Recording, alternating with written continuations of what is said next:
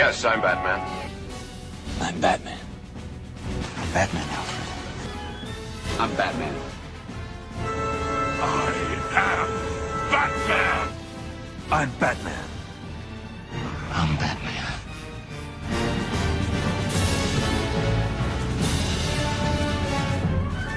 Greetings, Bat Family, and welcome back to Holy BatCast, brought to you by Real Fans for Real Movies.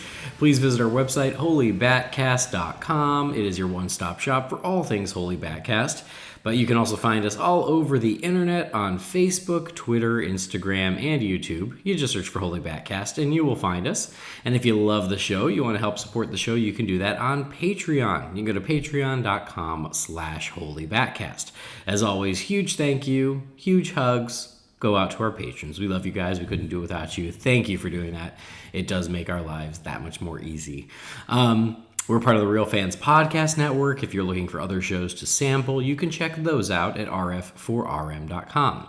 And as always, I'm your host, Andy DiGenova. If you'd like to follow me, you can do that on Twitter or on Instagram. It's just my name, Andy DiGenova. This episode, we are going to finally be responding or reacting to our first reveal from Matt Reeves of the new Batmobile in The Batman. And joining me is my partner in crime, if you will. It's Brendan Lowe. Hey, Brendan. How you doing? You know, I'm feeling the power. I was thinking it was your partner in crime, Ali. Yeah. Oh, that's good too. That works. So, it's really early here. And so I don't know if I can find my words yet. I don't know if I can use my words, as we say to kids. Use your words. I don't know if I can. So I'm apologizing in advance if I'm a little rusty or if I can't just think of the things to say. But I have been out of town, and so I just got back into town, and I wanted to get this episode running. So there was a little housekeeping I wanted to do before we got into the big subject at hand. But before we do that, hi, Brandon. Good morning. Hello. Or good evening. Hello. For good. you. Well, it's good evening for me. Yeah. Good afternoon, good evening, and good night. Good night. It's that's what the time zones are like at the moment. Yeah. So I just got back into town late last night, and we were messaging, and I was like, hey, there was kind of a little bit of a bombshell dropped a few days ago. I feel like we should talk about it. And we made this happen. It just means that I did not get to sleep in on my first night back in Florida, because where the hell am I these days? Everywhere. I don't even know where I live anymore. Most of my day-to-day stuff is in China. Most of my long-term stuff is in a storage unit in LA. I'm currently sleeping in Orlando. This past week, I was in Chicago. I don't know what's what. Your soulmate's in Australia. I know. That's the one place I need an excuse to go. Not that you're not a good enough excuse. No. So where do I start? I start with, the fact that people are like, how is it that there is a new Batmobile but not a new episode of Holy BatCast? How is that a thing? And the answer, you know the answer, but for everybody out there listening, there was a death in my family. So all of my podcasts went on hold for a week while I went back to Illinois to spend time with my family and help my mother. So I had one last grandma, and we called her Babcia. And Babcia she was my mother's mother. And Babcia is grandma in Polish. Even though, fun fact, Babcia herself was not Polish, but her husband, who we called Jaja, he was Polish. And so they adopted Babcia and Jaja as we were kids. So that's who they were. She's my last living grandparent, and unfortunately she did pass on last week. And so, I had to race home and try to help my mom out with that stuff and just have family time as we bid farewell to Babcia. My last grandparent, which is super sad, and of course I already miss her, but I'm mostly just grateful that I had her as long as I did. I'm in my 40s, so the fact that nobody fought harder than Babcia. I tell you, she's been the Energizer Bunny for well over a decade. She's been fighting so much stuff for so many years, and she is she squeezed every last bit of time she could out of it. So as sad as we are to see her go, we also like have to just be grateful that we had her as long as we did. So yeah, for people who are like, hey, where the hell are my shows? I'm giving you $3 on Patreon. Where's my damn show? The answer is, I'm sorry, Bob, she passed away. And so yeah. So it is sad and it is a bummer. But I feel really lucky that I got to see her 3 times over the past year, which I didn't even know if I'd be able to do. So that's kind of nice too. Like I was home for Thanksgiving, so I got to spend time with her at Thanksgiving. I went and spent time with her in June before I went to China. So like, I'm also glad that I'd gotten to see her a few times. And anyway, I don't want to go down that whole rabbit hole, but just to explain where I've been and why I've been a little out of touch and out of the loop, that is why. Yeah, and I mean, it's also too, in one way, lucky that you're in the situation that you're in now with being back in America, because it would have been a hell of a lot harder if you were in China. Oh, exactly. Like, yeah, it's a silver lining thing of like, well, I mean, at least this happened while I was back in the States, so it was a lot easier for me to get home. Whereas if I had to come from China, that's just a lot more complicated. Instead, I was able to pretty easily just book a flight and head to Illinois and have that time. So yeah, it worked out as well as something like that can, I guess, like. Yeah. I mean, it's never what do you easy, say? but yeah, that would have made it just the logistics easier for you. Exactly. So, so that was happening. And then I have, I've also gotten some messages of people being like, oh, we miss Jamie. Where's Jamie? And the answer to that is I miss Jamie. Not that you're not wonderful, Brendan. You are. You know. I love get it. you. But for everybody who's asking, Jamie has just asked to take a break, and that is totally fine. We all have lives outside of these podcasts, and when those lives get complicated or require more of our time, energy, and attention, the podcasts have to take a backseat. And so Jamie's like, I just need a break right now, and I'm like, great, do what you got to do. So yeah, there's no issue with Jamie other than he's just got other more important things that he's working on and he's dealing with. So I'm letting him do that. But there's no issue other than that. As soon as he is, back in the mood, he's back on the show. So for anybody who's wondering him, send him a nice message on Twitter, BatRaider3960. Tell him we miss him. But that's all it is he needs the podcasting break right now, and so I am respecting that. And so you get Brendan, which is usually how it goes. Thank God, even if it means me getting up 6 a.m. on a Monday. Yeah. I'm looking forward to just doing one with the 3 of us again one day soon. And me that too. Hasn't happened for a while. Me too. I will also say this, as long as I'm doing all the housekeeping, is little did I know that our last episode was going to be so controversial. But man, it was. We pissed off everybody. I pissed off everyone, I guess. It was mostly me. I guess the thing I want to address right now is, so, Jamie made some comments around Birds of Prey, and it rubbed some people the wrong way. And then I made some comments about Birds of Prey, where I'm like, I kind of took the opposite side of where Jamie was coming from, and then I pissed people off from where I was coming from.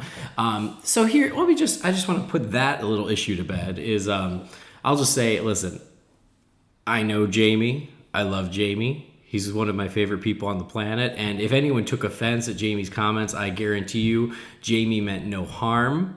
And as always, Jamie's heart was in the right place. He even said himself, he was like, I can't believe I pissed people off. I don't think I was clear on what I was trying to say, and people took it the wrong way. And yes, so I will just say this, like, listen, knowing Jamie is a human being, no one's got a bigger heart, and nobody is more supportive of representation in film than Jamie. So he didn't mean it that way. And so I want to say that and just put that thing to bed. I don't want to talk about it anymore because it got really shitty, and this should be not shitty. No. Okay. That said, wow. So here's a fun story. So I was going out of town, and because I was going out of town, I was packing my stuff, and I brought my work computer because even though I had to go deal with family stuff, like work still happens and I needed to get some stuff done.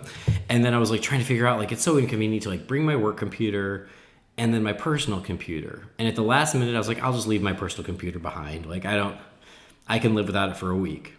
And what happens? What happens?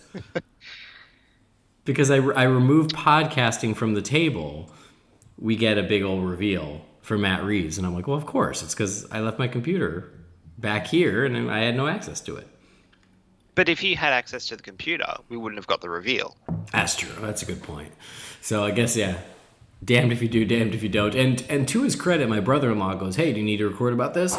And I was like, well, eventually. And he goes, well, if you just want to do it on my stuff, I'm like, I appreciate it. But again, there was the focus was on so much other stuff while I was at home that it would have been hard to find the time to try and make it happen anyway. So it'll wait.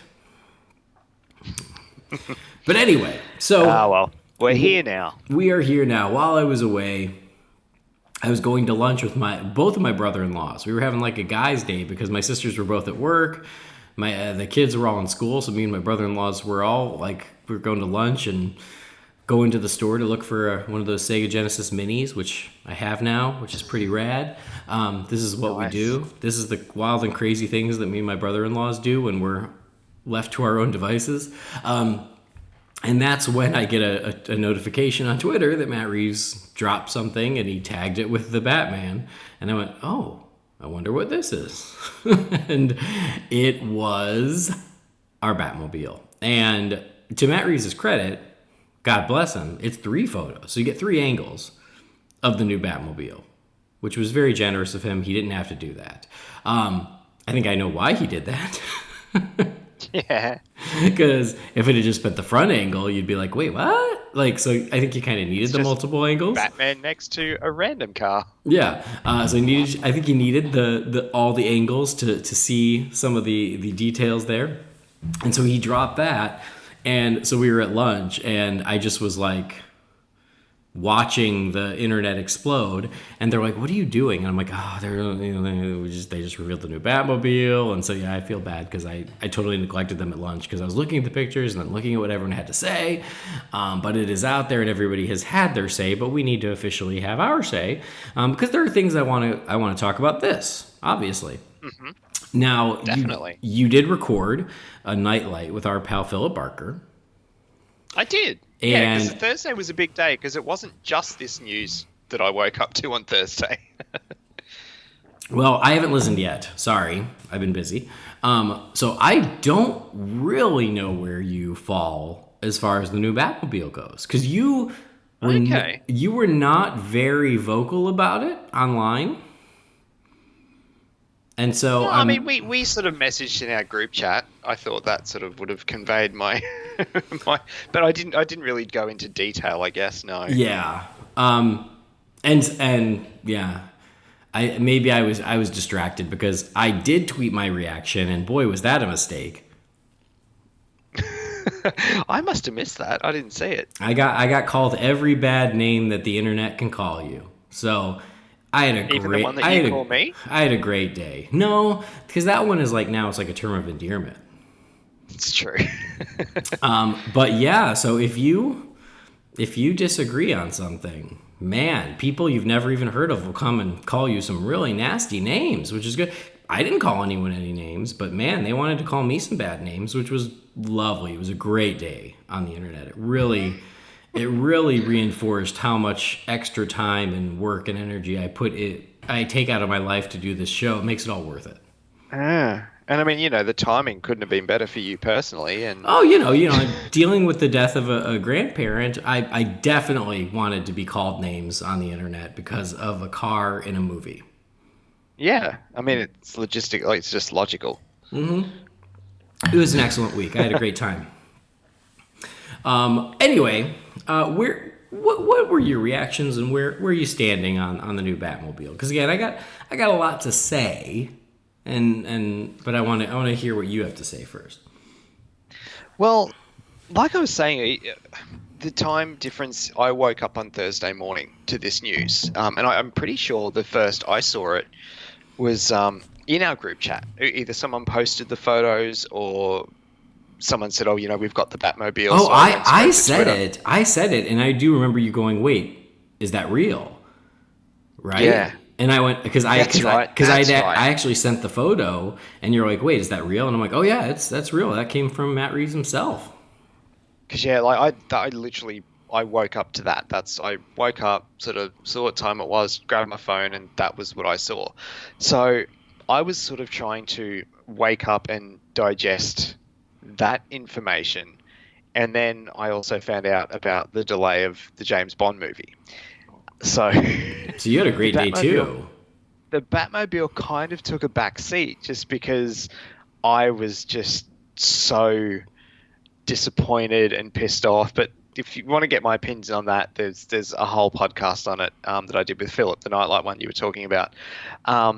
So I sort of took an extra day before I really paid attention to the Batmobile, and it's a weird one. I don't dislike it, but I guess similar to what we were saying with the last episode we did with the spy photos of the costume and the bike and everything,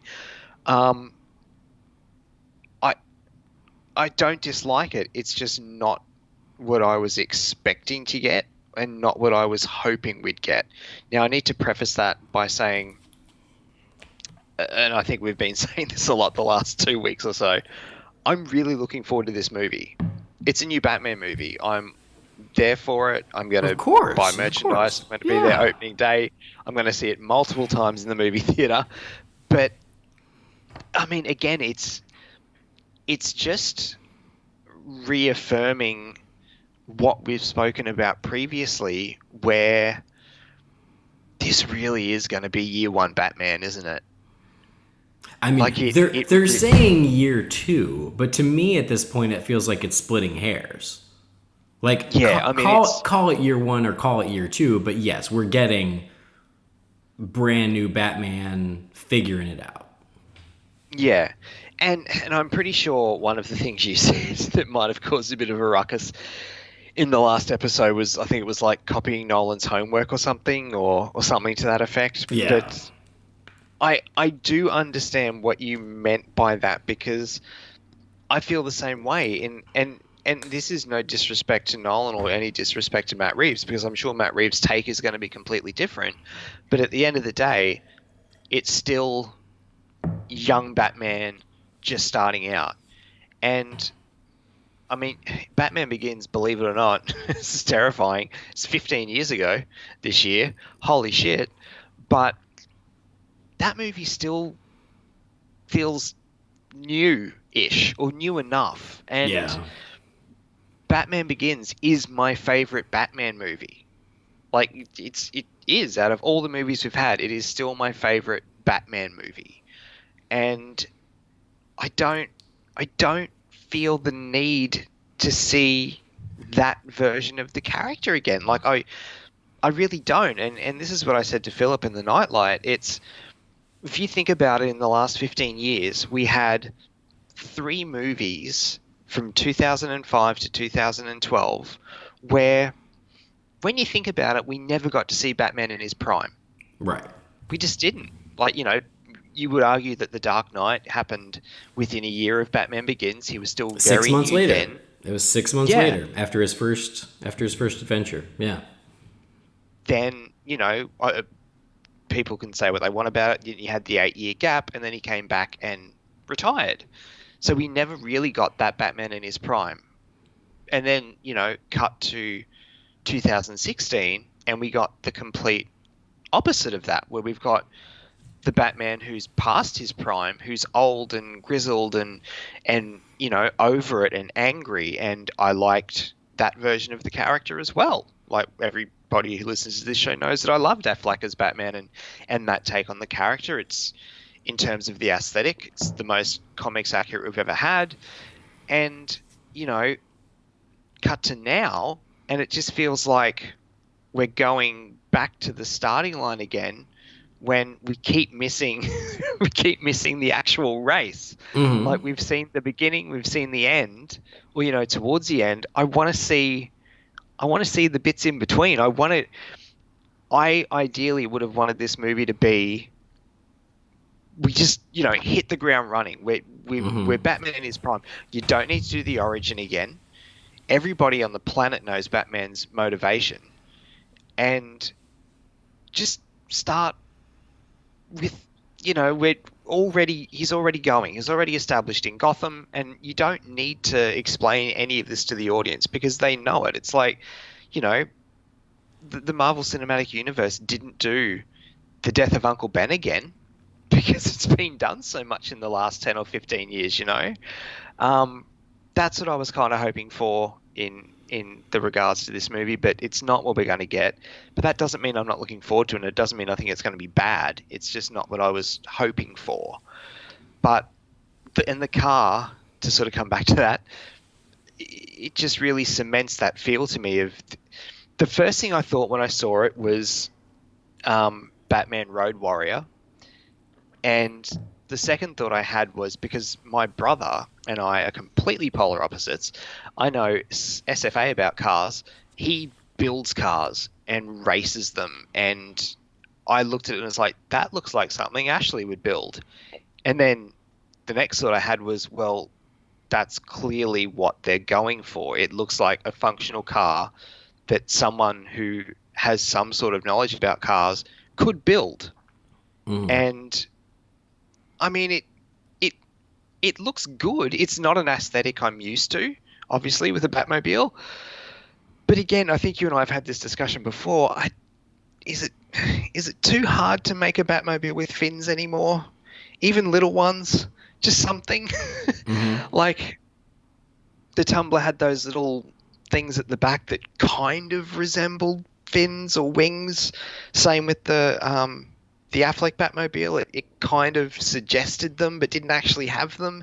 And the same with this. Like, it's got the, how you sort of say, like, it sort of goes a bit wide at the back and flattens out, but it's like, just give me something with fins on it. Like, just a little bit, like, just a little bit comic booky with the Batmobile. But look, it is what it is. And again, I don't dislike it. The more I've looked at the photos, I do really like the photos.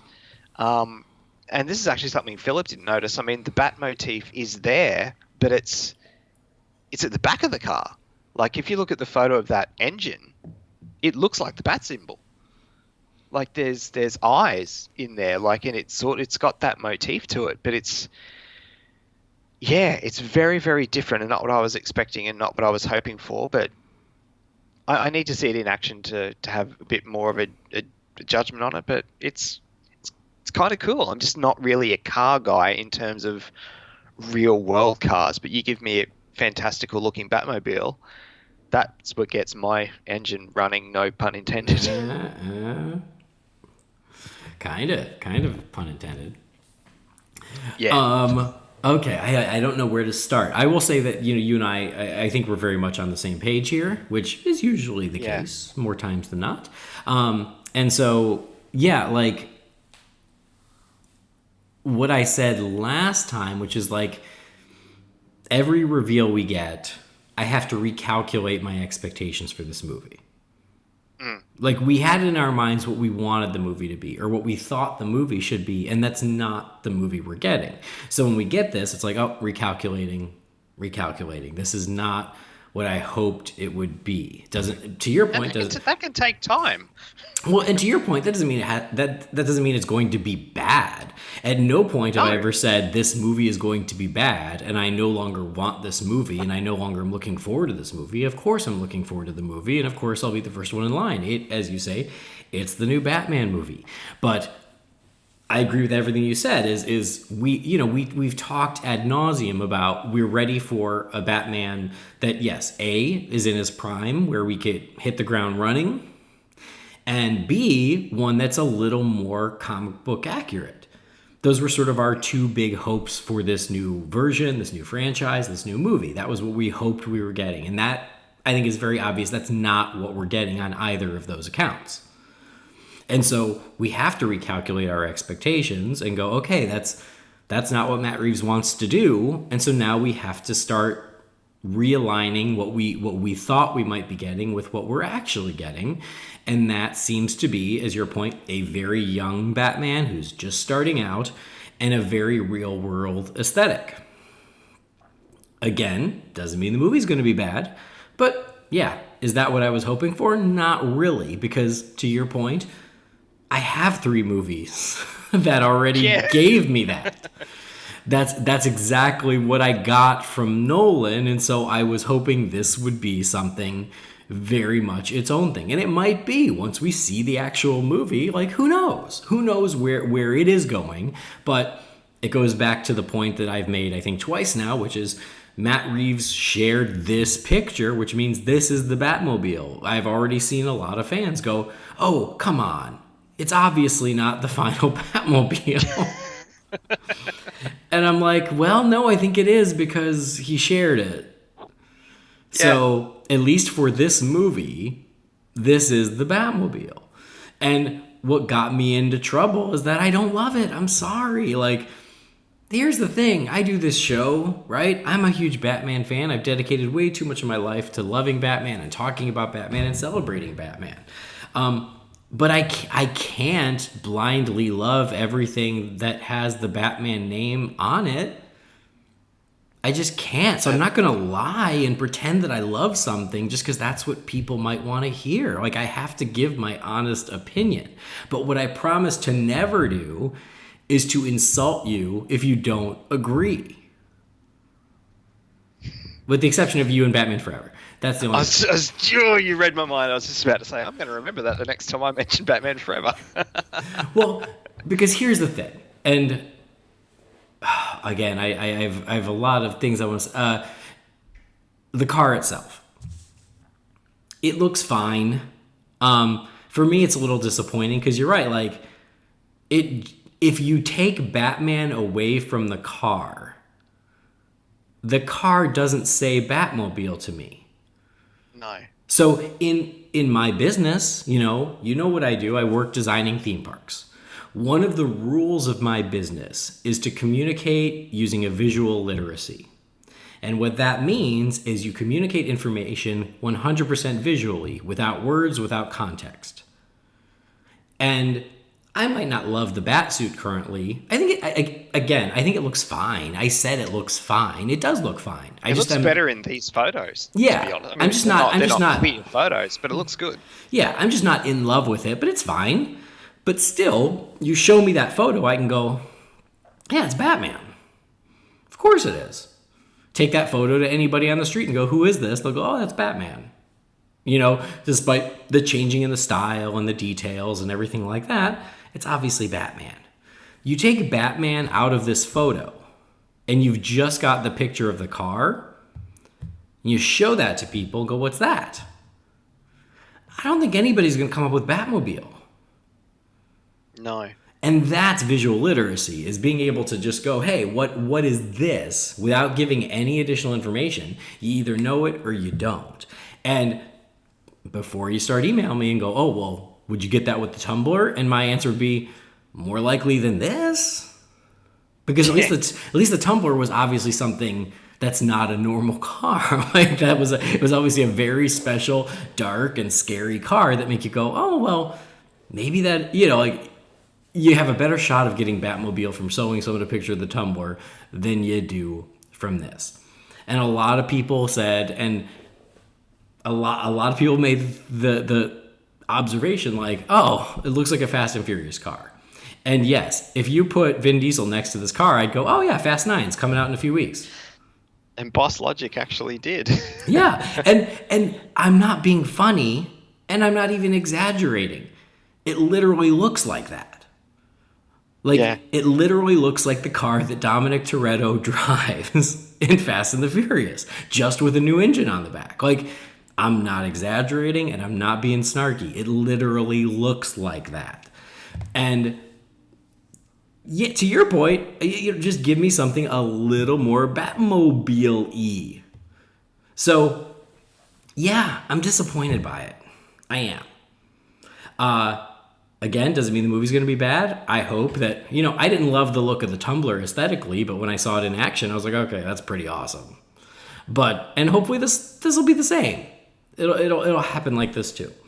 But one of the bigger points is we've talked many times over the years on this show about how Batman is such a versatile character that there's a million different versions and they're all still Batman, right? Mm-hmm. But because of that, everyone has their favorite. Everyone has what Batman should be to them.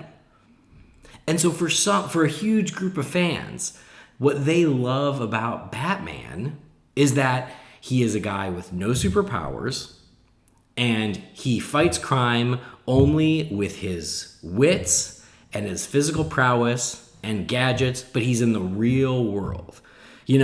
For those fans, they don't want to see him in the Justice League. They don't want to see him dealing with any superpowers.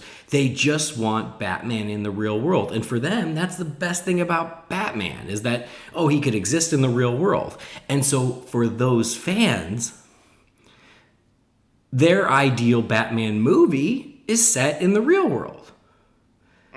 And for those fans, I think they're happy as can be with the direction we seem to be getting from Matt Reeves. Because everything that we are seeing, from the suit to the bike to now the car, that's what it looks like we're getting, is Batman in the most real world setting as possible.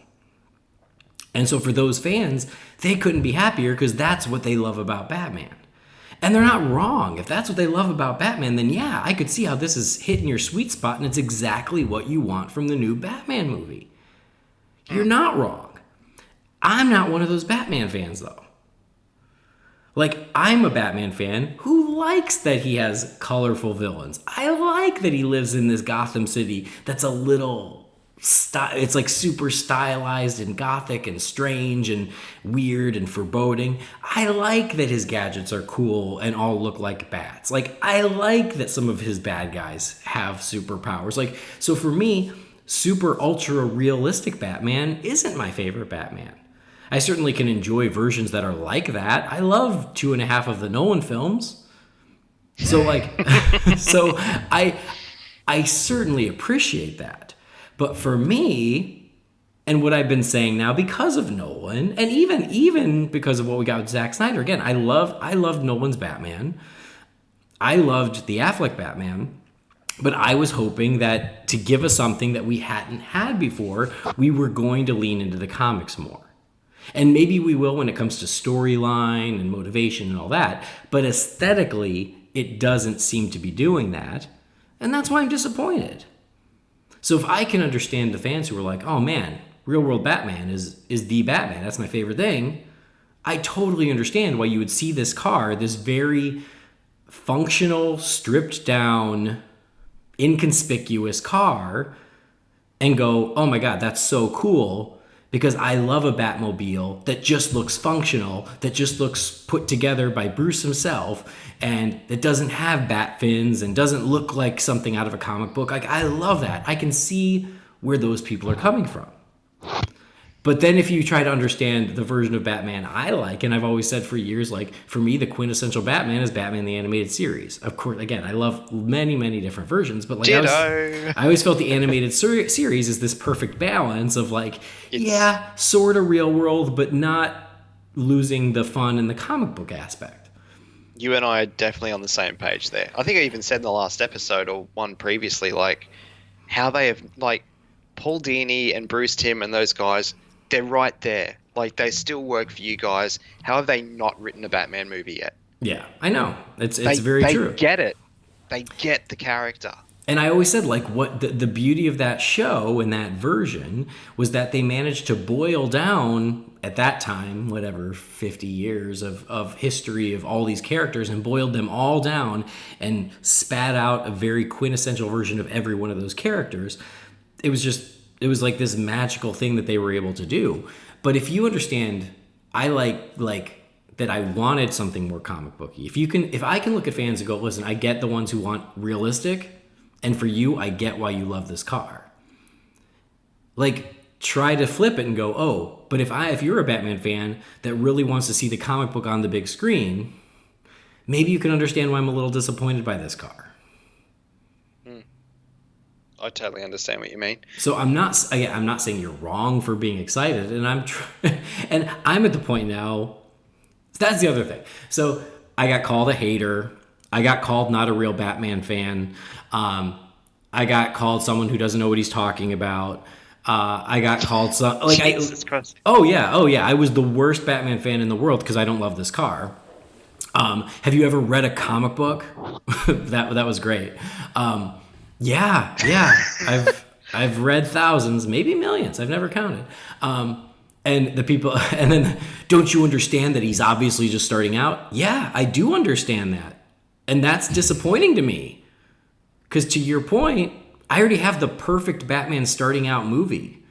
It's called Batman Begins. And Batman Begins is right there in the title. And Batman Begins is more comic booky than what I seem to be getting here. It actually is. So yeah, I get that. I'm not stupid. I'm not blind. Yeah, I absolutely get what he's doing. That's just not what I hoped he'd be doing. I think the other thing is too, and I know I speak for you and myself in saying this, that we're not the kind of fans who enjoy not liking something. No.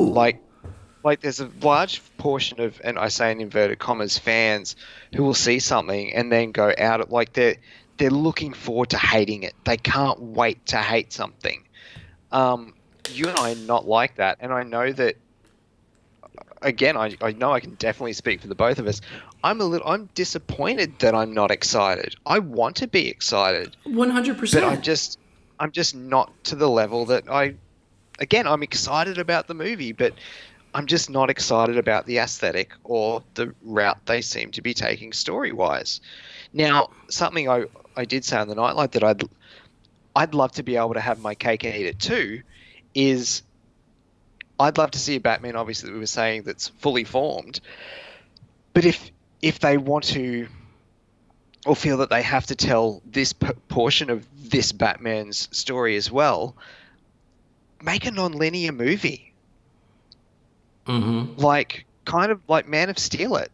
Yeah. Like, have Batman in his prime, but something in the story makes him think of an old case or reminds him of when he started, whatever.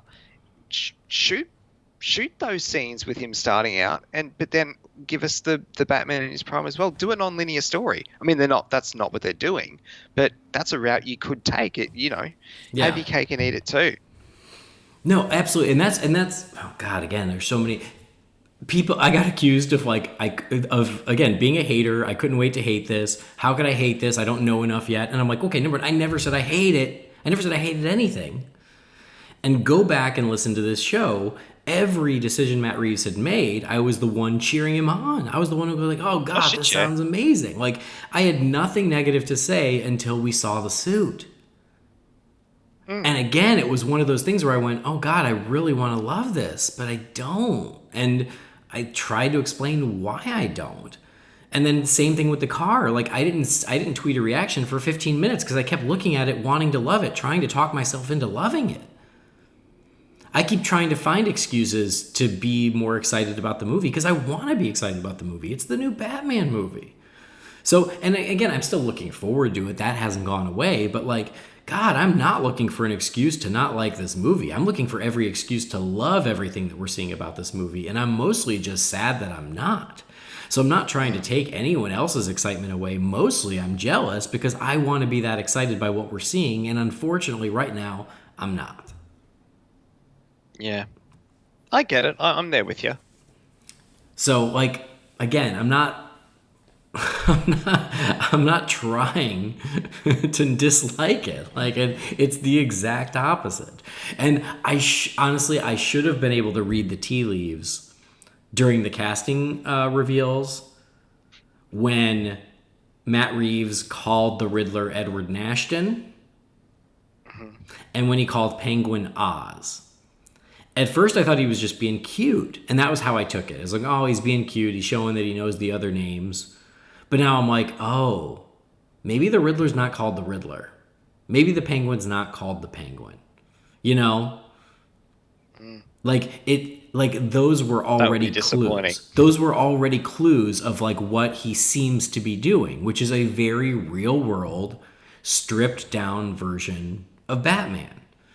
And that's what I finally came to. Is like, how do I describe what we're seeing? It is stripped down. It is bare bones.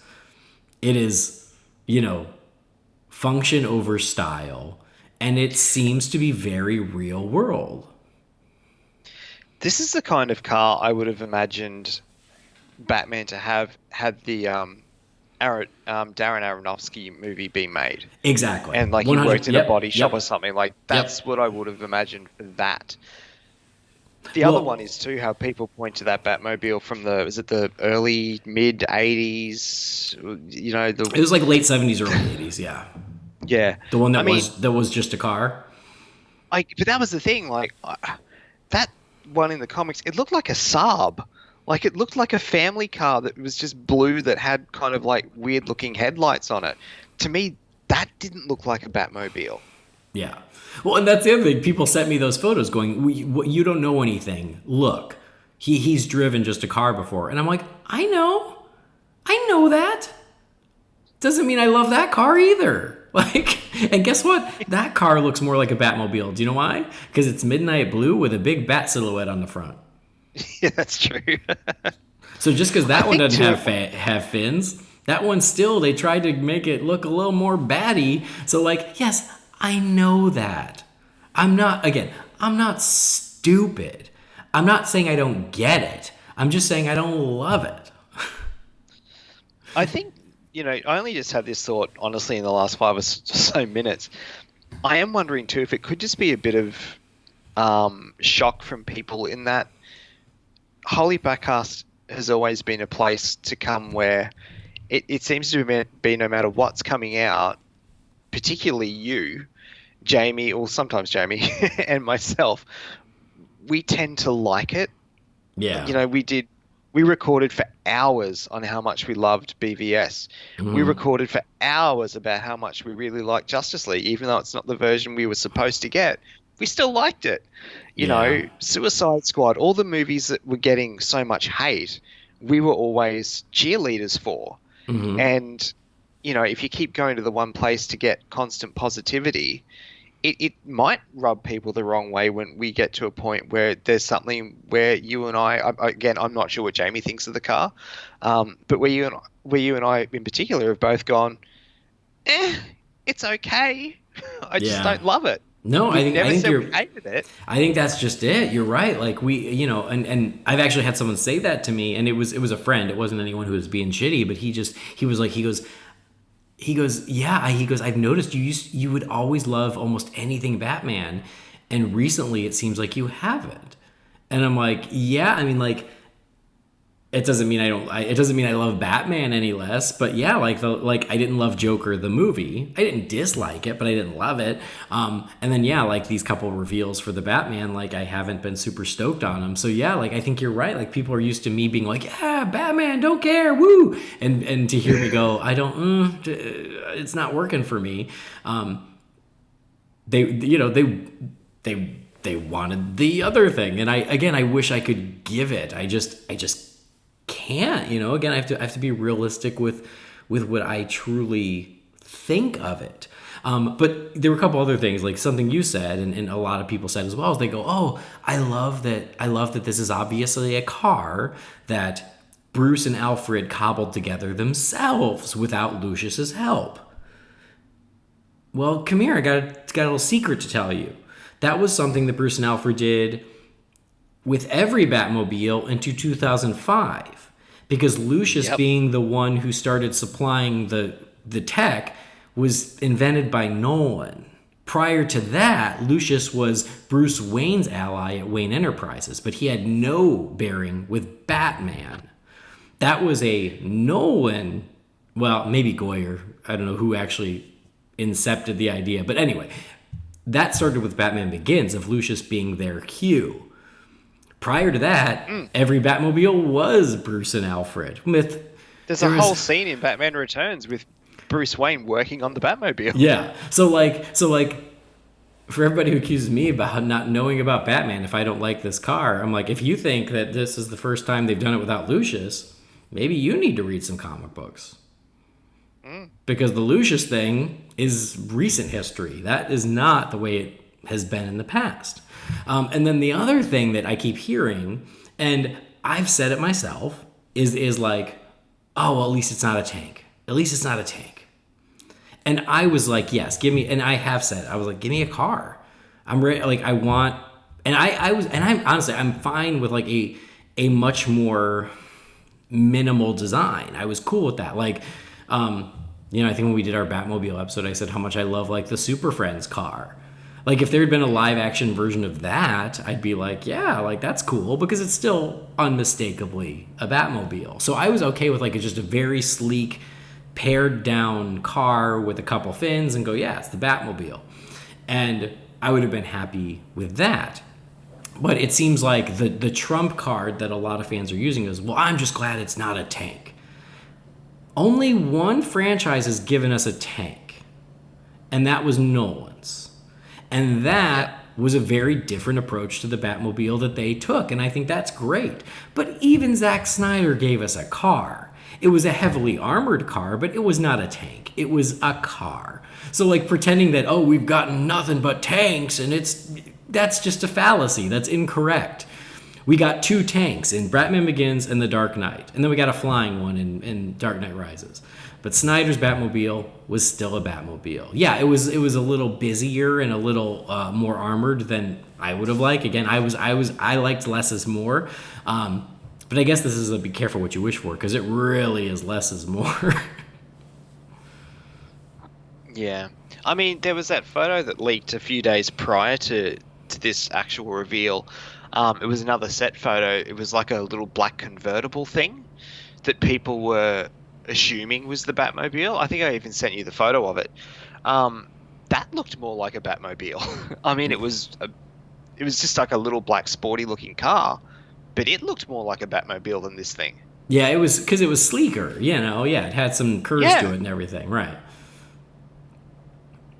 And so, yeah, like, I mean, just everything that we're seeing makes me believe that Matt Reeves is a Batman fan who's like, oh no, Batman should be real.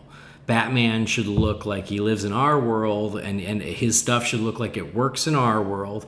And that seems to be where the place that Matt Reeves is coming from. Maybe I'm wrong. Maybe we'll see. Maybe he's like, oh, I want to start here because I want to, in the next two films, I want to keep, upping the ante and become more traditional Batman. Maybe that's the plan. Great. We'll see. But I can only react to what we have seen. I can speculate all day and try and make myself feel better and go, oh, I'm sure it's not the final Batmobile. Oh, I'm sure it's not the final suit. I'm sure he's like, I can hope, but... But then you're just setting yourself up for more disappointment. Right. Absolutely. I mean, that's what I honestly thought when we saw the first reveal of Joaquin's Joker. Yeah. Because the makeup's complete. It's just clown makeup. Like, it's Joker-ish, but it's not the Joker, in my opinion. And I like that movie more than you did, but the aesthetic, to me, still isn't the Joker. It's just a freaky guy with normal clown makeup on. I was hoping that wasn't the final... even to the point when the movie came out and a couple of people had seen it before me, I even asked the question of them. I was like, do we get to see a more traditional Joker by the end of that movie? And they were like, no. And even though I deep down knew that was going to happen, I still couldn't help but feel like, shit. No, yeah, I mean, I was the same way with you. I was sure when we saw that, I'm like, oh, that'll just be one step in his evolution into the Joker, and no, that was just it. And that's where I am here. Is again, Matt Reeves revealed that suit. It means it's the suit. He revealed this car. It means it's the car. I go back to where I stand. Like, the suit, I think, is fine. I don't love it, but I don't hate it. It's fine. It's for Batman. It's fine. The car, to me, disappointing. It's okay. And again, sure, when it's cruising through Gotham City, like, maybe I'll go, okay, like, I've warmed up to it. But he revealed it. That's the Batmobile, at least for this first movie. Maybe it'll get destroyed at the end, and then he'll get a new one next time. But right now, I can only react to what he's sharing, and I have to assume that that's it. Yeah. I did think, sorry, you go. The point of a movie shouldn't be to sell toys, but at the same time, I'm like, yeah, good luck getting a kid who wants to buy this thing. But I mean, I do get why people like Jeremy Lloyd and everything, like, they really like it because they're car guys. And I mean, Jeremy's got muscle car, and I think, I can understand that. But to people like you and I who aren't car guys but who are Batmobile guys, it's just, it just doesn't really scratch the itch that I had to see a new Batmobile. Yeah, my favorite cars, and I think you probably agree, my favorite cars are Batmobiles, Jurassic Park Jeeps, the DeLorean, the Ecto-1. I like movie Batmobiles, Aston Martins, and the Ecto-1. That's me. I like movie cars. Yeah, and I think that's just it. Is like, if it had again, I have no problem with it being a car. I like that it's a car, and yes, I've said I wanted it to be a more, again, let's take a step back and just do a more traditional car. I just wish it had a little more character and a little more personality. That's where I'm coming from. I will give it a compliment, though. I do like what they did with the end, like the motor, how it actually looks like a bat. I thought that was kind of cool. I probably would have liked that more at the front. Like, if it was an exposed motor or something at the front that really showed off that bat motif. But it's at the back, so when it's coming towards you, you can't see it. But I do like what they've done with that. I just wish it was placed differently. Mm-hmm. Yeah. For everybody who's psyched, I am so happy for you. Like, again, I wish I was there with you. I wish, again, I looked at those pictures for 15 minutes being like, okay, maybe I'm missing something. Maybe it's really, maybe my initial reaction is wrong. And I've done it multiple times over the past few days. I pulled it back up and going, okay, like, now that I've gotten over the initial reaction, let me look at it. Let me see, maybe I'm warming up to it. And I'm like, nah, it's fine. Like, I guess, it's just very minimalist, It's again, stripped down, bare bones. I mean, the other thing is too, with people not liking something like this, and again, it is different for people like you and I to be taking this approach. But I mean, just go back 4 years to when BVS came out. Like, there were people like Sean Gerber, for example, one of the biggest Batman fans who I'd associated with prior to meeting you. And I mean, he's a comic book guy, but he was a big Batman fan, still is. He didn't like that movie. And he hated that he didn't like that movie, and he went and saw it multiple times to try and like that movie, but he just didn't. But I really enjoyed that movie the first time I saw it, and every time since I still really enjoy that movie.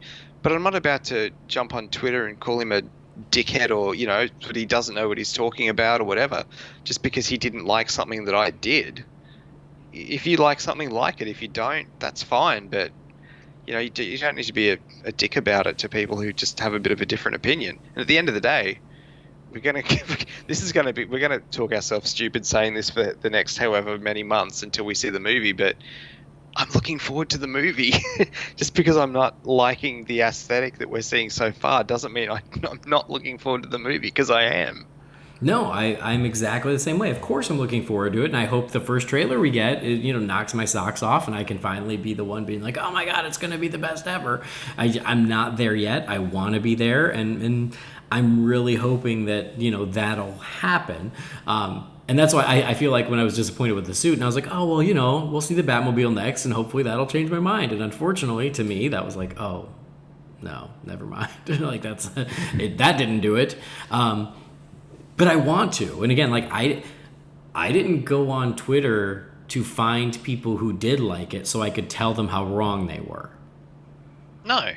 But hundreds of people I've never talked to or interacted with before found me to tell me how stupid and wrong I was. And it makes me wonder why I bother. Because you get to talk to people like me. I guess so. Do you think it's weird, given that we've seen the camera test that Matt Reeves revealed, it was our first official look at Pattinson in the cowl, and then we saw obviously the abundance of photos of the stunt guy, which is a clear shot of the suit, and now we've had the shots with the Batmobile where again it's not a clear. Why is he holding back on showing a clear shot of Pattinson in the suit? Is essentially the question I have. Like, the suit's out there. Like, we know what it looks like now. No, you're right. And maybe he thought this. Maybe he thought this was it. Because he is fully suited up, standing next to the car. But it's such a distance, and it looks it looks fine. I wouldn't say it looks amazing, but it looks fine. And the closer shots, he's completely obscured. Yeah, it's weird. I don't know. Because you would think that once those set picks happened, if it were me, I'd be like, oh, I want a far better representation of the suit out there than what is there. Yes. Like, no, clearly those photos probably weren't supposed to come out, but at the same time, you can't stick your head in the sand and deny that they're not out there, because I'm sorry, but when people talk about this movie, they're the first things that pop into my head are those shots of old mate in the daylight on the motorbike. Like, that's what I think of. They kind of need to change that narrative a little bit. Like, give me something official of Pattinson in the suit, please. Mm-hmm. Yeah. Like a clear shot. I know. I mean, and I hate that we live in a world now where that stuff is so prevalent and it's everywhere. Like, I do miss the days, and I don't think it's nostalgia talking. I do just miss the days when it's like the first thing I saw of Batman and not Batman and Robin, of Batman Returns or Batman Forever. The first thing I saw was the trailer. Yes. Like, and I went, oh, okay, great. Like, and I know that that's not going to happen, but I do miss, or even Batman Begins. The first thing I saw was the official picture of the Tumblr, and then an official picture of Christian Bale suited up. Like, it's just the days of these set pics. I don't think they do the movies any favors, and it is a shame that now becomes what we've seen or what we see most often. So when they're able to keep something under wraps, like in this day and age, I just applaud. I'm like, holy crap, how did you not give that away? But so yeah, it is a shame that like we got all those photos of the stunt guy on the bike, and right now you're right. That is the most that's been the most widely circulated look at this film so far. Mm-hmm. Yeah. Like, I mean, I can remember a time when, I didn't know a movie was coming out, like it was even being made, until I'd see a trailer or an ad on television and go, oh, cool. I want to see that. Yeah. Well, I know. And again, I know those days are past. I know. But like, it's just when movies are now able to keep it under wraps or to keep their cards close to the chest, I'm always just like, mostly I just applaud them. I'm like, oh, I love that I didn't see much about this, because now I feel like I get to go in fresh. But when it's something as heavily scrutinized, or when people know that it's something that's going to generate as much interest as Batman, like, man, like, good luck. I will say this though, like, kudos. I mean, I do think it's cool that there seems to be really in-depth on location shooting for the Batman, you know. That again is the silver lining of getting all these spy pics, is like, oh no, he's using real locations. This is not all green screen. This is not all sound stages. He's using, I mean, they were in Scotland. I think they're also going to be in London. I can't keep track of all the places they are, but like, that's cool, you know, like that definitely does give the movie its own flavor, and it gives it a good, you know, a much more believable aesthetic. You know, that was something that Nolan did as well. So, Yeah. but I guess, well, to go back to that, because I just mentioned Nolan, is like, this is something I did discuss with Sean Gerber, but like obviously off the show, is Nolan is as real world as I would ever want Batman to be. For me. Yeah. For Yeah, my I Batman understand fandom. That's as close to reality as I think Batman should ever be. And even, I've said in the past, in some of those movies, I think that held them back a little bit. I would have liked them to not be that beholden to being as real world. And again, from what I'm seeing here, is this feels like it's trying even to get even closer to that. Which, again, I'm like... really hope... Sorry, go ahead. No, that's it. Go ahead. I just really hope, though, and I don't know if people take this the wrong way, but I just really hope that this was always what Matt Reeves wanted to do, and it's not Warner Brothers freaking out going, well, what we did with Affleck didn't work. Give us another Nolan. Do that again, but put your spin on it. Yeah, I agree. I hope that's not the case. Right. Yep. So now where I'm at is I'm like, I hope it does evolve. You know, I hope it evolves to, you know, embrace the comic book aesthetic just a little bit more. And I don't want Schumacher. I don't want a live action cartoon, but I would just like to, I hope that, yes, okay, this is obviously Batman starting out where he's doing everything by himself. Everything's a little ramshackle. Everything's a little thrown together. Everything's a little rough around the edges. I hope it does evolve. Only time will tell. Yeah. Yeah. I think I've definitely said all I can say about 3 photos. I think I have, but I feel like there was more. But who knows? We'll see. Anyway, I wish I loved it.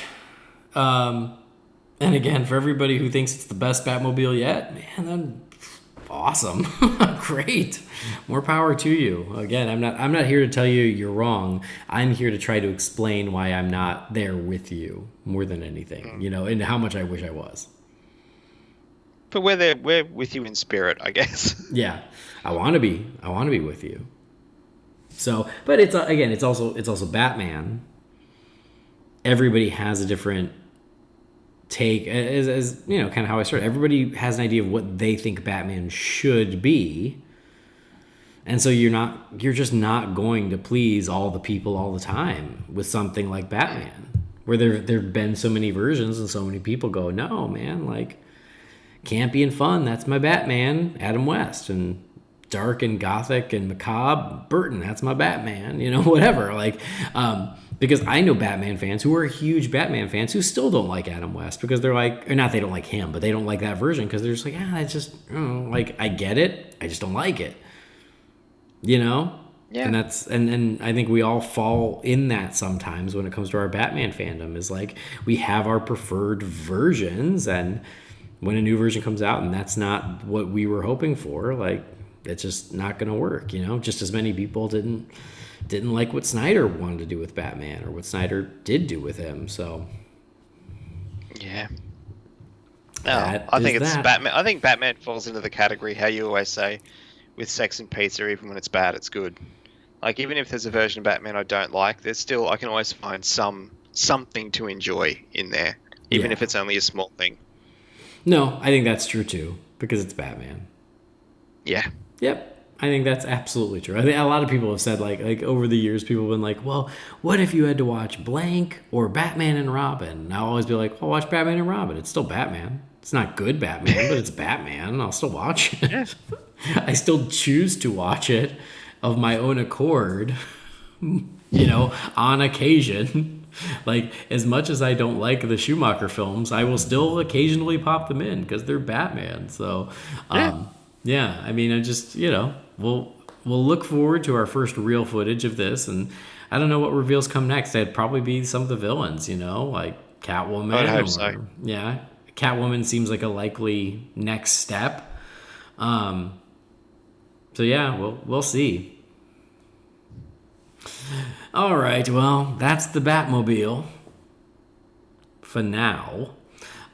So before we say goodbye, let's crack open the Wayne Manor mailbox. It's time again for the Wayne Manor mailbox. You've got mail. Darren, what is a letter for me? Maybe temporary. She wrote a letter. You're one hell of a messenger. This is all, Master Wayne. All right, this is from our pal Stephen Marshall. It says, "Hey, Andy, Brendan, Jamie, I just got done listening to your Crisis podcast, which was a ton of fun, but there were a few things I wanted to clear up. First, the reason that Dean Cain wasn't in there is that he's fallen out of favor with the producers due to his political allegiances to Trump. It's kind of funny how in Supergirl they literally ignore his character Jeremiah now. We never did get a conclusion to his arc. Maybe they should have just recast him with one of the Superboy actors. Secondly, in regards to Welling, he didn't want to ever wear the tights. He even turned the Smallville role down to begin with because he didn't want to be in the Superman costume. But Goff and Millar convinced him to do it by telling him the no tights, no flights rule. Lastly, I may or may not have read the pilot for Superman and Lois, and it may be the best characterization of Superman in live action maybe ever. If I've read it, nudge, nudge. With that in mind, are you looking forward to the show? Anyway, sorry for the long email. Kind regards, Steven." Thanks, Steven. Okay, so we got a lot of clarifying emails and tweets and stuff about our Crisis episode. I don't know if you saw those. I saw a few. So the Dean Cain thing, a few people mentioned that, and that sounds right. So Yeah. I'm not shocked about that. Yeah, a couple people did say that Welling indeed said, but I'm like, he didn't have the clout back then to turn anything down. He was nobody. So I think that's odd, but okay. Steven is the Superman superfan, so I'm going to take his word for it. And then the other thing that a lot of people pointed out was, like, because we were like, the Brandon Routh Superman Earth, like, why wasn't it 2006? Because that was when Superman Returns came out, and it was Earth 99. Everyone's like, oh, because Kingdom Come came out in in 1999. And I went, oh yeah, duh, of course that makes sense. Or no, 1996. It's still early here. So yes, we were wondering about that. A lot of people sent that as well. So anyway, thank you guys for the clarity. And then Superman and Lois, I know I'm looking forward to it, and I think it's a safe bet that Brendan is too. Brandon? Oh, sorry, okay. my mute button. It turned itself on. No, I'm looking forward to that show immensely because I've been a fan of Tyler Superman since he made his first appearance in season 2 of Supergirl. I love him. I think he's fantastic. Yeah.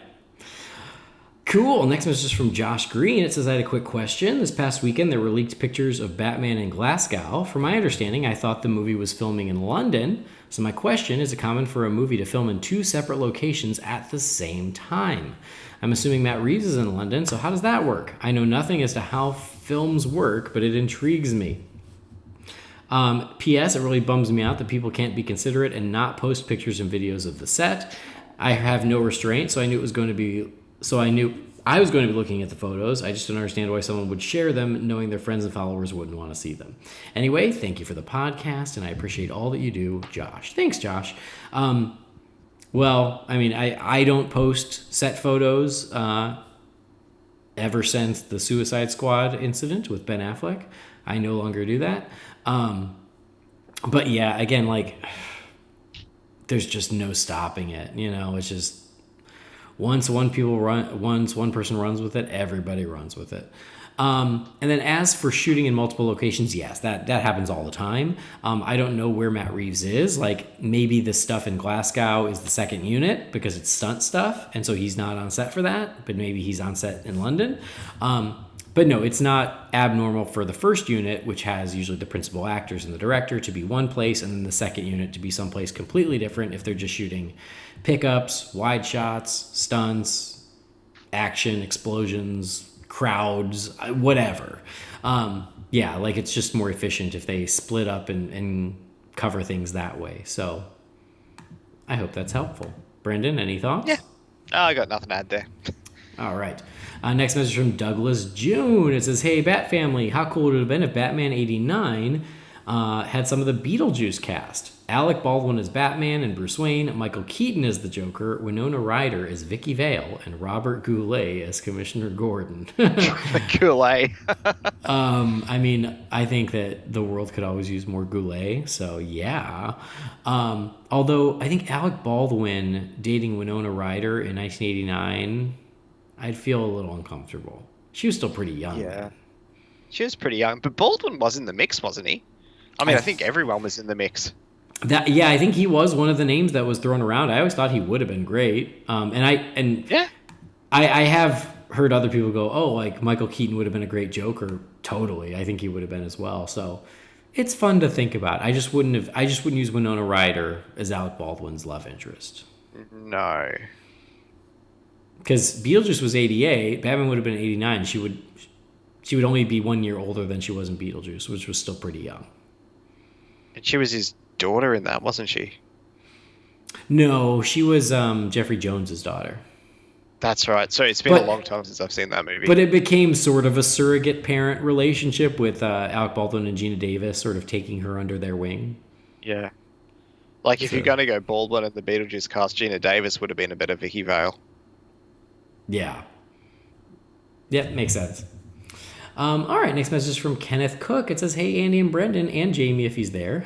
Long time no email. I've been with you ever since the first episode on the Gotham TV series, which I believe was only the second episode. I was sending at least one email or Facebook message a week, if not more, but I dialed it back after I dropped a spoiler on you about Gotham by Gaslight before you got a chance to watch it. So again, my bad, LOL. I've still not missed a single Batcast, and I still listen religiously. I'm what you'd call a loyal Batcaster. I just finished your review of Crisis, and I'd love to hear your opinion on a thought that I had on Kevin Conroy's Bruce Wayne. You guys touched on him a bit and even mentioned the line, my parents taught me that the world only makes sense if you force it to, which is absolutely the same line that Ben Affleck says in BVS. Was Conroy meant to be Affleck's version of Bruce? On this alternate Earth, did Batman actually follow through and kill Superman? Or did it play out the same way where Superman was killed by Doomsday but was not resurrected by the Justice League? It was made pretty clear in Crisis that this Batman was ruthless and had no problem killing, just like Batfleck. So many questions. I'd love to hear your thoughts. Thanks again for everything you do. And I have one last request. My wife Allison has been diagnosed with stage 3 breast cancer and just finished her first round of chemo on Monday.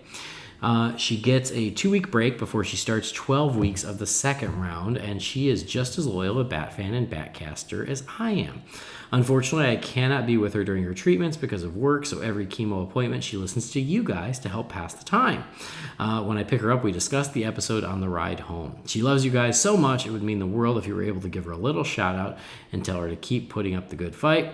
Thank you guys so much for keeping us Bat fans thoroughly entertained.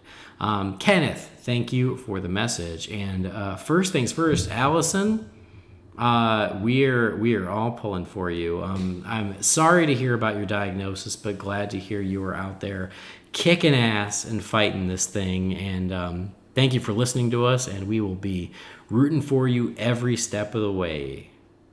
Cancer, definitely. Kick its ass. I mean, only yesterday was International Women's Day, and I actually took part in a fun run here in Brisbane, Australia, to raise money and awareness for breast cancer. I believe the Mater Hospital here in Brisbane raised almost $1 million. So it's that's terrible news, but you know, yeah, keep fighting the good fight, and we'll be there, you know, pulling for you the whole way, and yeah, kick it in the arse, definitely. Don't give up. Yeah, keep us posted. Kenneth and Allison, we love you. Thank you guys. And yep, keep us posted. Keep kicking ass. Let us know if there's anything we can do. You guys rock. Yeah, definitely. To go back to your first question, Kevin Conroy, do we think he is Affleck's Batman? No, I do not think so. The line, my parents taught me that the world only makes sense if you force it to. Correct me if I'm wrong, but I believe that is a direct line from The Dark Knight Returns. So I'm pretty certain you're right there. I'm 99% sure, but there's always that 1%. So Jamie, if he was here, he could confirm. But I'm 99% sure that that's where the line came from. So when when Ben Affleck said it in BVS, it was directly lifted from The Dark Knight Returns. And so when Kevin Conroy said it, I think you draw that line back to The Dark Knight Returns, not to Batman versus Superman. Yeah, that's how I took it. It was more a Dark Knight Returns, evil, pissed off Batman. Right. All right, Kenneth and Allison, we love you. Thank you for the message. Next message is our pal Eric Carter. It says, it's been a while since I've sent a message, but your last podcast got me thinking. Hearing you guys talk about John Beerley was really touching. I didn't know that much about him, as Holy BatCast was my intro into the internet fandom and podcasting world. Having said that, from all the kind words I've heard about John, he must have been a wonderful person. My condolences go out to everyone who loved him. My thoughts shared did make me consider further what Brendan said about how close you feel to the people on your favorite podcasts, and he's absolutely right. Holy BatCast is by far my favorite podcast, and I really feel as if I know Andy, Brendan, and Jamie, even though I've never met any of them in person. It's like talking to old friends about things that we love every single time I press play. I love what you guys do, and I appreciate it more than you know. Thank you. Lastly, I've got a question for you. You all have favorite artists in comics, and we all have favorite writers. Do you guys have a favorite team, though? For me, it's a razor thin between Scott Snyder and Greg Capullo, and Jeff Loeb and Tim Sale.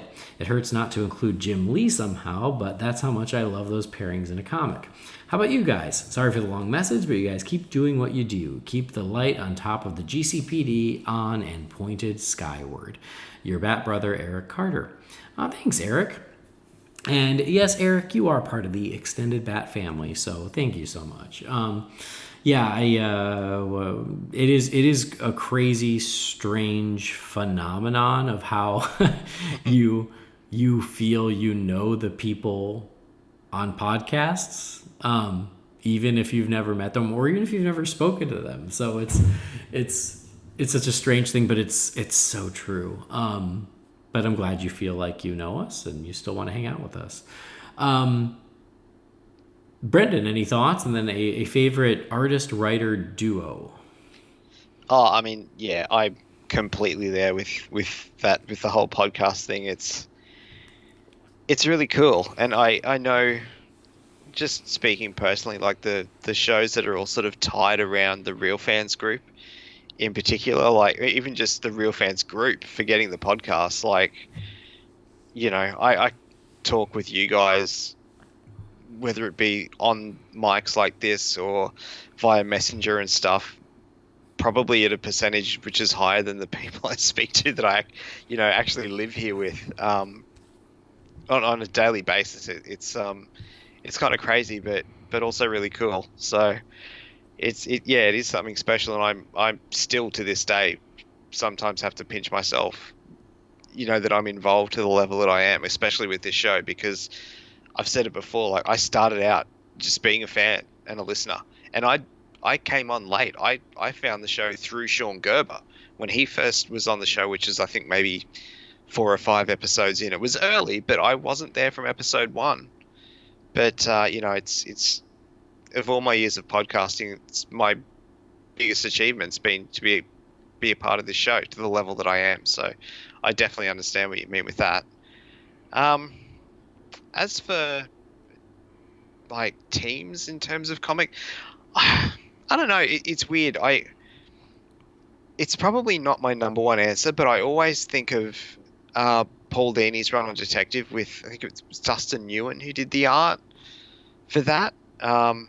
I just really loved that run.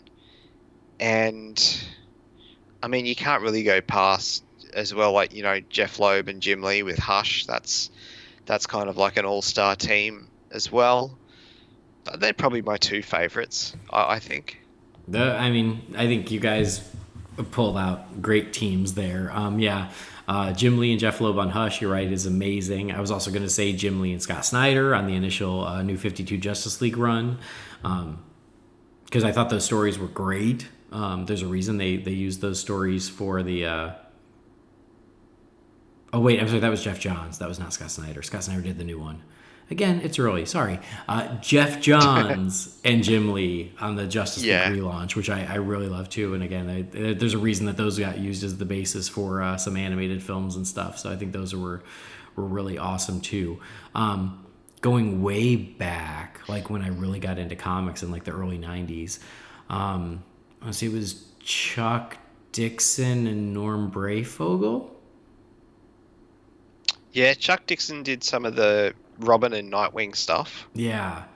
I might be mixing up the Batman and the Robin ones together, but I love both of them, so I'm assuming they did some Batman together because they both were just two of my favorite working in the Batman world. So good calls. All right. Thanks, Eric. Next message is from Kendrick McMillian. It says, hey, Andy and Jamie and Brendan. Hello. First of all, thanks for all that you do to make the show informative and never boring. I've been listening for a while, and I learned something new about Batman and Batman-related characters. Otherwise, I wouldn't have learned about it. Because of you, I can't keep up with comics. I want to answer some questions about Crisis. You wondered why Tom Welling didn't wear the suit. The only reason he took the role is because he wouldn't have to wear the suit. Okay. He said he didn't want to be typecast as Superman like other actors had been. Okay. Kevin Conroy's Earth was 99 because it was a reference to Old Bruce of Batman Beyond, which was released in 99. I don't know Ryan Choi's actor's name, but he was on Supernatural. Batman Forever is the best Batman movie. Just kidding, Andy. Just kidding, Andy. And one more thing, the behind-the-scenes photos of the new Batman. I'm not hating, but it looked kind of like cosplay. Sorry if the message was long. Keep up the great work, guys. Thank you, Kendrick. So that again, wires crossed in the brain. So 99 was old Bruce as a nod to Batman Beyond. 96 was old Superman in a nod to Kingdom Come. Cool. Thank you. And I will say, like, as far as like the reactions to what we're seeing of the Batman, I don't know what you're seeing, but for me, I'm seeing it's like 2/3 positive, maybe 1/3 negative, is at least in my sampling. That's kind of what I'm seeing. So we're not alone in this. No. All right, next message from Adam Clark. It says, hey guys, I'm a longtime listener. Thank you for all the positive vibes that you give off about the content that we all love. You are the light in the dark world of fandom. I hope you still feel that way, Adam. This is my question. With the recent popularity of reviving old TV shows and doing live studio audience specials of them, like All in the Family and The Jeffersons, how would you feel about a live special of Batman 66?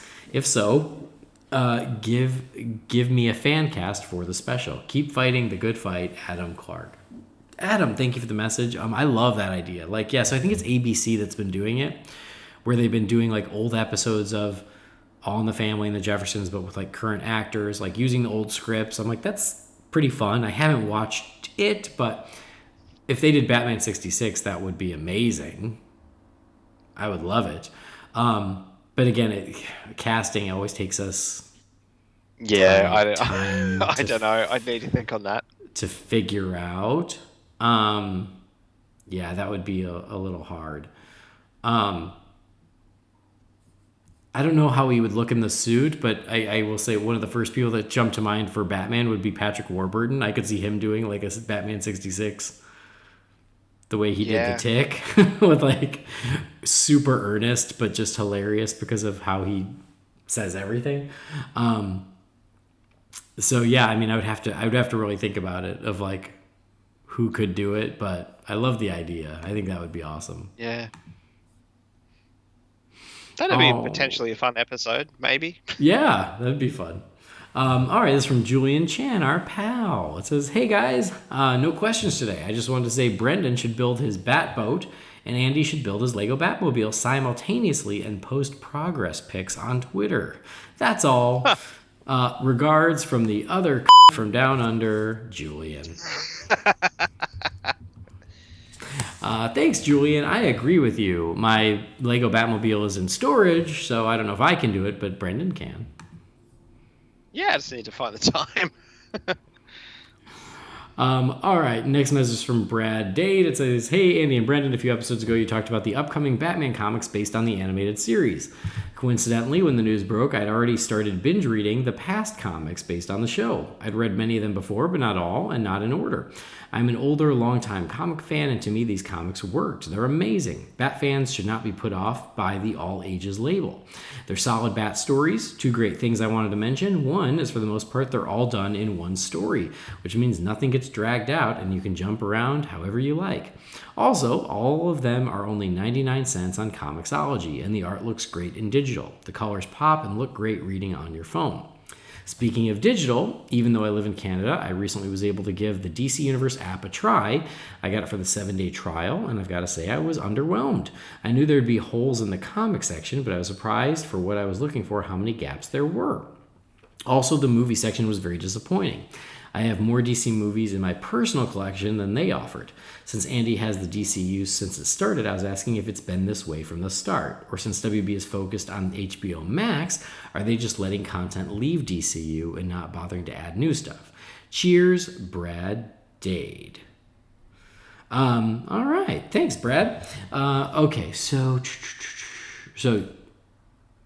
a little endorsement from Brad on the Batman Adventures comics that are your favorite. Brendan? I was going to say there's a reason why they're my favorite comics of all time. So, and he just listed every single reason.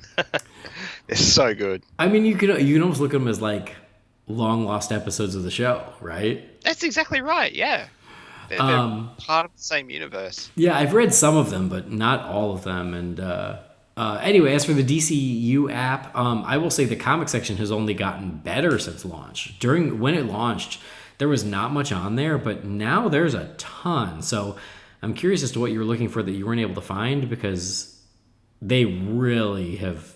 I mean, it doesn't have everything. It's not 100% of all DC comics ever, but there's so much on there that I have no problem finding stuff that I want to read and stuff. But I get what you're saying about the movies, because the movies come and go. I've discussed it a little bit on the show before, where digital rights to movies, they're constantly changing. So sometimes like pay-per-view gets exclusive rights to certain movies, and when that happens, they have to get pulled off DC Universe. They have to get pulled off HBO, and then they'll become available again, and they'll pop back up. Or they'll get exclusive rights to Cinemax, or they'll get exclusive rights to Freeform, or whatever. Like, as the rights become available, and I know this because I literally did this for a year for work, was managing the rights of WB movies digitally. So as they become available, they pop back up on the app, but then as someone else's deal takes effect, that movie gets pulled off the app. And so it's constantly changing. So yeah, it's a little frustrating if you want them to always be there, but and yeah, that's just not the way it works. I think it's getting better, because I think a lot of those deals are expiring and then the stuff can stay on there for longer, but yeah. Anyway, our next message is from Aaron Chavez. It says, "Hey guys, I forget which one of you said it when we got the suit tease for the Batman. I was with you. I was saying, show me more, show me more. And then we got the bike photos, and then I was with you saying, show me less, show me less." I say this next part knowing we don't know the context of the suit, meaning it's an early suit, a final suit, but I don't like it. Ben's suit was right on. I wish they would have kept going in that direction. Why are we going backwards? I don't hate it, but it is kind of saddening. Why do modern movies with Superman, Wonder Woman, Captain America, Spider-Man, etc. all get the colorful costumes, and Batman is stuck in all black? Yes, we know he's a nighttime character, but is gray and dark blue so unthinkable? Again, even Ben's gray and black would be better than all black, something to contrast with the Bat emblem. Still, my hope is the movie would be so brilliant we don't even care. What I really don't want is the Wayne murder again. How many times do we have to see the couple die? Anyway, Andy and Brendan's conversation on the costume topic was spot on to my thoughts. Thanks for a great episode, Aaron Chavez. Thanks, Aaron. I will tell you. I will tell. I'm glad you liked that episode. It's nice that someone did. But I also caught hell for saying that suit was all black. Because the internet piled on going, it is not all black. It is black and dark gray. That seems like isn't that a line from the Lego movie? Yeah, I think so. But I got it. It's fun. So bizarre. It's fun doing podcasts. All right, this message is from our pal, it's Chris, the Objective Geek. It says, "Hey, Holy BatCast crew, this is Chris, the Objective Geek. Number 1, have you seen A Haunting on Hill House and Doctor Sleep? They were both directed or run by Mike Flanagan. What are your thoughts on those properties as they relate to Mike Flanagan directing a Justice League Dark movie? I'd love to see him direct, since Haunting on Hill House was scary as hell and a great story. Or would you like him for something else? Also, seeing Rebecca Ferguson in Doctor Sleep as a magician in a top hat made me want to see her as Zatanna or Ana de Armas. Thoughts? Number 2, if you were to assemble your own live-action 6 to 8 member Justice League from past movies and shows, which members and incarnations would you choose? I would choose Christian Bale's Batman, Henry Cavill Superman, Gal Gadot Wonder Woman, the Arrowverse Martian Manhunter, Jason Momoa's Aquaman, Journey Smollett Bell's Black Canary, Grant Gustin as the Flash, and CW's Black Lightning. Keep up the great work, and I hope all is well." Thank you, Chris. Always good to hear from you. All right, first question first. So Mike Flanagan, I pretty recently became familiar with his work, but I think he's great. I've not watched Dr. Sleep yet, but it's on my to-do list. But I know he's really good, so I love the idea of him doing a Justice League Dark movie. Because, I hadn't really been keeping up with who he was. And then I forget what I watched. I think it was Ouija Origin of Evil. And I went, oh, wow, that was surprisingly good. And then people were like, yeah, it's Mike Flanagan. I was like, oh, should I know Mike Flanagan? And it made me go, oh, maybe I need to pay attention to this guy. And yeah, he's really good. Brendan, any thoughts or familiarity? I don't think I haven't really seen any of his stuff. I'm not familiar, so I can't comment. Yeah, he's a big horror guy, but I need to watch Doctor Sleep because I've heard great things. And then a Rebecca Ferguson or Ana de Armas as Zatanna. Yeah. I've heard a lot of Rebecca Ferguson as Poison Ivy, and I'd be all for that too. So I could see that. Okay, and then a Justice League from any past incarnations.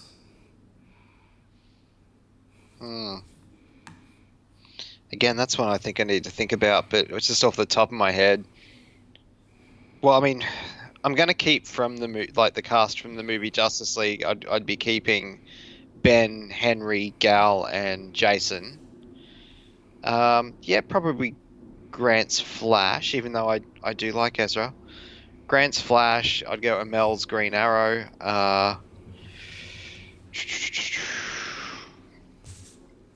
I'm gonna go Katie Lottz's Black Canary. Okay. When she was Black Canary, in the second season of Arrow, because I really, really liked her in that role. Yeah, I mean, obviously Martian Manhunter from Supergirl, because he's awesome, and I still prefer the League with Martian Manhunter as opposed to Cyborg. Mm-hmm. I can't remember who I'm missing. I'd probably put Supergirl in there as well. No, I'd be good with that. Yeah, I mean, most of your choices and Chris's choices, I'm pretty much behind. I agree with all those. I would. This is going to be unpopular, but I'd put Ryan Reynolds as Green Lantern. I'd give, I'd tweak his suit a bit, but I liked him as I liked him as Hal Jordan, and I think he would have been great. And then there was someone else as we were talking that I was like, oh, and then them. But now I've lost it. Oh well. Oh well, I agree with you. Like, yeah, and that's just it. Is I guess maybe that's why I still like the Justice League movies. I'm like, most of them I would keep. I wouldn't really swap out most of them because I think for the most part they're pretty great. Thing that makes me still watch that movie is I love the cast. Yeah, they're all really good. I really do, and they're really good in it. Mm-hmm. All right, great. Cool. Well, we have a bunch more emails, but it is your bedtime. Yeah, it's getting a bit late. So I'm up super early. You're up super late. This is the fun of podcasting. So we're going to save those emails. Maybe we'll get to them later this week, or I can call in one of the reserves and help me catch up some lost ground.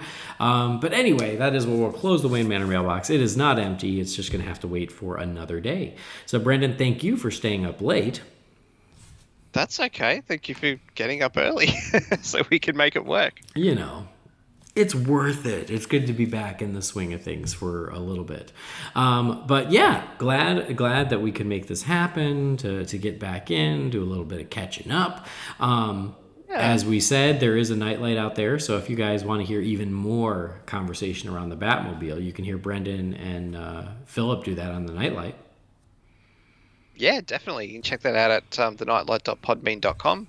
I was just going to say too, it'll be good when you finally do come over and visit, or if I get over to you one day, we won't need to worry about the time difference. We can just roll over and tap each other on the shoulder and go, hey, time to record. Yes, wouldn't that be nice? We can just do it. We can just do it from bed. Yeah, exactly. And yeah, Jess, bring us 2 coffees, Jess, and then close the door behind you. It's exactly how it's going to be. Good Lord. Yeah, and obviously you can find me on Twitter at Loey007. And yeah, I post all my stuff there as well. Great. All right. Well, yeah, give Brendan a follow. Give Jamie a follow, as I said. We love you, Jamie. Come back to us, but when you're ready. BatRaider3960. But that'll do it for this episode of Holy BatCast. Thank you, as always, for joining us and for downloading the show. Please do subscribe so you never miss an episode, and rate and review us on Apple Podcasts. Visit holybatcast.com and like our Holy BatCast page on Facebook, and then follow us also on Twitter and Instagram at Holy BatCast. If you've got a message for the Wayne Manor mailbox, you can email that to holybatcast@rf4rm.com. That is where we will put a pin in it. On behalf of Brendan, I have been Andy. This has been Holy BatCast, and we will see you next time. Same bat time, same bat channel.